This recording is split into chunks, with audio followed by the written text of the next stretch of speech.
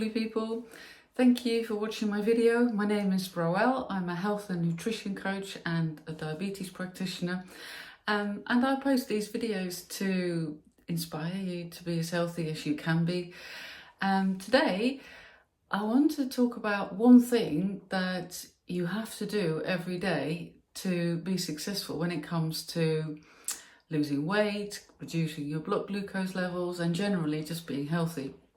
And it's all about taking action. And I know it sounds like the bleeding obvious, but sometimes, especially this time of year, when it comes to setting goals and having intentions, it's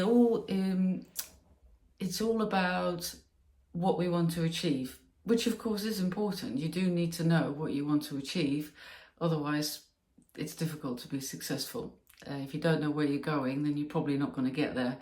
So it is important that you have an ultimate goal, something that you want to achieve. But after that, the main thing is that you take action to get there, because otherwise, again, it's probably not going to happen.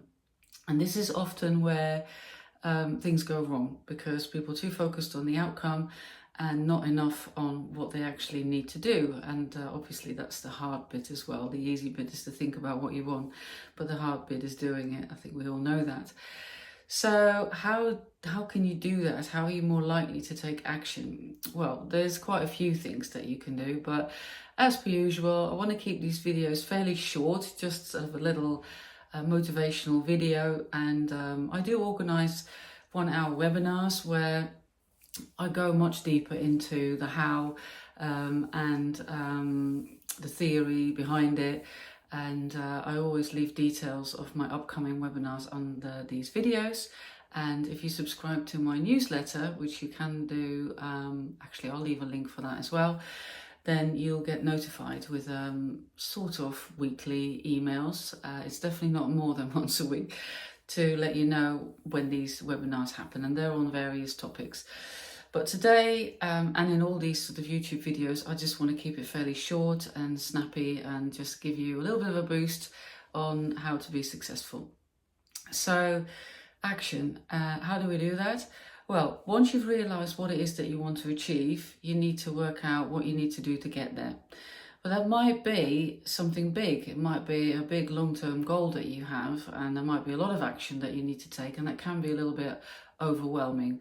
So I always break it down into small, actionable goals. Now, when it comes to goal setting, if you go on any kind of course, and that includes the programs that I work for the NHS on diabetes prevention and remission, we always talk about SMART goals. And of course, the letters in SMART stand for something. It always irritates me a little bit, this clever clogs stuff about, what is it? Is it called an acronym, where the first where the letters of a word mean something else, the first letter of something that you need to do. And I don't know why, I just find it all a bit corporate, but there is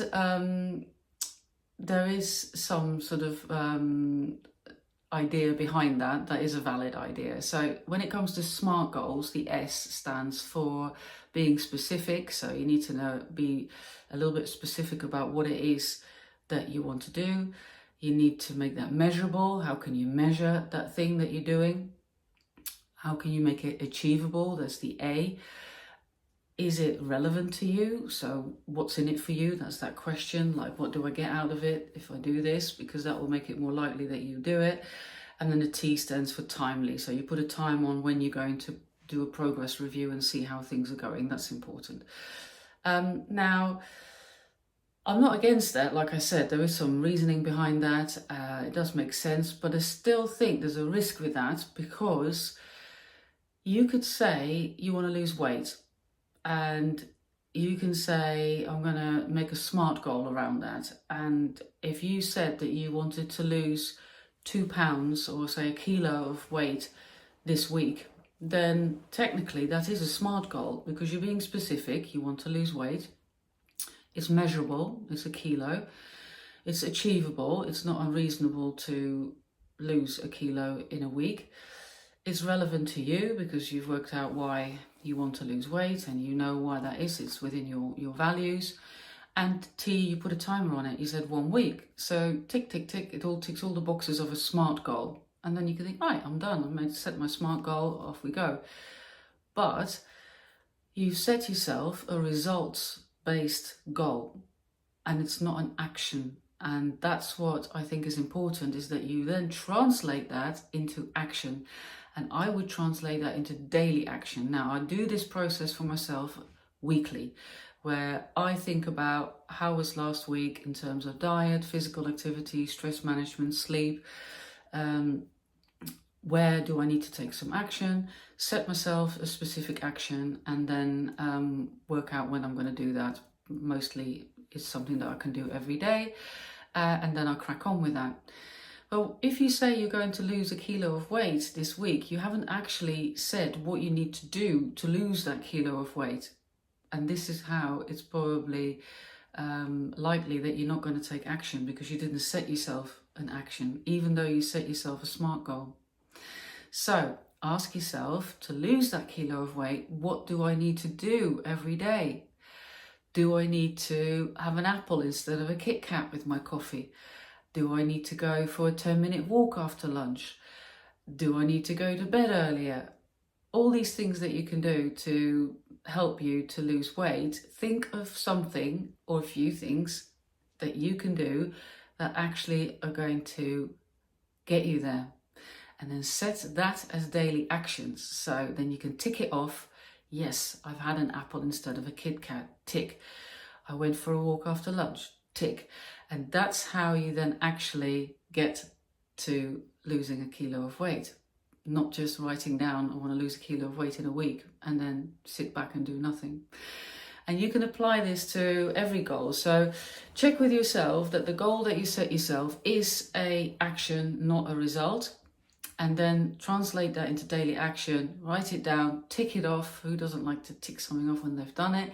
And then you will be on your way to success. And it just feels good to take that action. This is the hardest bit, but once you've done it, you feel so much better. So going back to that weekly progress review and goal setting that I do and that I recommend that you do is the 4 major lifestyle areas: your diet, your physical activity, your stress management, and your sleep. Give yourself a mark out of 10 for what it was like last week. How was your diet last week? Don't overthink it. The first number that pops up in your head, how was it? Was it a 1 out of 10, a 5 out of 10, a 7 out of 10? How was your physical activity? Did you move as much as you can? Or could you have done more? Did you tick all the boxes for the physical activity? Did you do some strength training? Did you do some aerobic? Did you work on your balance? Did you do some stretching? So all these things can make up your rating out of 10 for that part. Then how was your stress management? Did you do anything for yourself last week? Did you do stuff that makes you feel happy? Did you do maybe a little bit of meditation? Did you do a little bit of reflection, a bit of journaling, listening to your favourite music? Anything that's good for your mental health. Did you do any of that? And lastly, your sleep. Did you get 7 hours of sleep every night? I'm probably going a bit red-faced here because that's something that I always struggle with. But mark yourself out of 10 and then pick the one area that it's become apparent you need to take a little bit of action in. Think of the one thing that you can do, make that a daily action, make it easy, because if you make it too difficult, then you're probably not going to become consistent. So if your physical activity wasn't great last week, don't say you're going to run half a marathon every night. You're not going to. And then you're going to feel bad about it, and then you lose that consistency, or you don't even gain, you're not even getting it. So make it easy. You can always do more, and you're not going to get arrested if you do more than you said you were going to do. You're going to feel even better, and that's important, because when you feel good, you do better, and then you can next week review it. How did it go? Did I do what I said I wanted to do? If not, why not? Can I change something? And it just teaches you so much about what works, what doesn't work. It doesn't take long. It takes less than 5 minutes once a week. And who doesn't have 5 minutes once a week? Right, so do this for yourself. Set yourself a little action. Crack on with it this week. Let me know how it goes. If you need any help, feel free to contact me via the website for a chat or join one of the webinars. The next webinar is another how to prevent type 2 diabetes webinar, because I think something went a little bit wrong technically with the last one. Not everyone could join, so I'm doing that one again. And then after that one, I will do one about effective goal setting. So if you found this video interesting, then you might find that webinar interesting. So look out for the date on that one. I will announce that in my next video. But for now, the next webinar is on Monday the 27th. So that's next Monday, 8 o'clock UK time in the evening. 1 hour free webinar, and I'll leave the link down below on how you can register for that. Thank you for watching. Good luck with your actionable health goal this week, and I look forward to seeing you in the next video. Lots of love. Bye.